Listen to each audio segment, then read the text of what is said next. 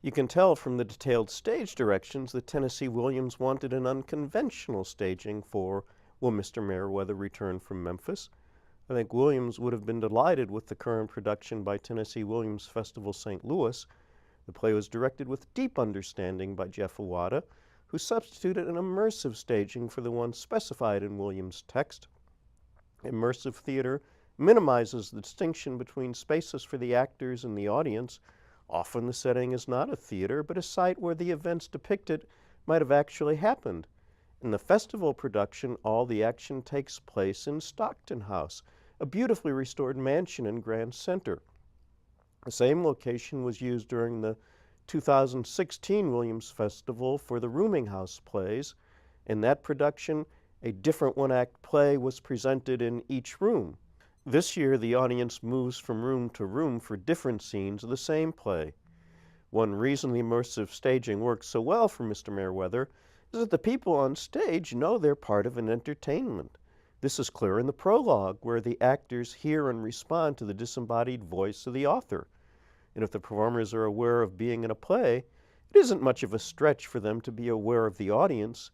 In Mr. Merriwether, the actors often look directly at individual members of the audience who are only a few feet away. For me, this approach was much more involving than productions purporting to be immersive, in which the actors tried not to notice or respond to the audience. Two of the major characters in Mr. Merriwether are widows who spend much of their time together summoning and interacting with apparitions, including the painter Van Gogh and the poet Rimbaud. If these appearances are illusions, they are illusions shared by the two women and the audience. I began thinking of myself and everyone else in Stockton House as part of the play's spirit world. If that's not immersion, I don't know what is. One of the widows is Louise, who looks young enough to be her daughter's sister. Julie Layton fulfills this requirement, and the more important one of projecting the depth of Louise's longing to be reunited with her former boarder, Mr. Merriwether, who left Bethesda, Maryland to take a promotion in Memphis, but will have to return from the beyond. The warm-heartedness of the other widow, Nora, is endearing in Kelly Weber's performance. A young couple's tentative steps toward romance are winningly portrayed by Molly McCaskill as Louise's daughter Gloria and Jacob Flequier as a romantically handsome youth. The consummation of their love is described to the audience in a wacky scene featuring three clairvoyant crones. Their earthiness is a hoot in the performances by Terry Meadows, Bob Harvey, and Sophia Brown. All three of them are splendid gender benders in their other roles.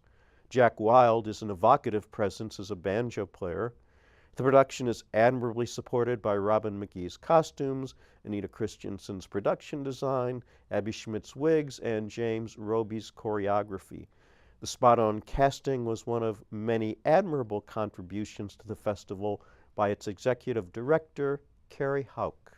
Yeah, I was less enchanted by the immersive aspects of it. I'd rather not have to worry about moving around and trying to find a place to sit and all that. But I was glad they did this play. It was another one of those intriguing late plays of Tennessee Williams. Yeah, and I was just delighted to be immersed.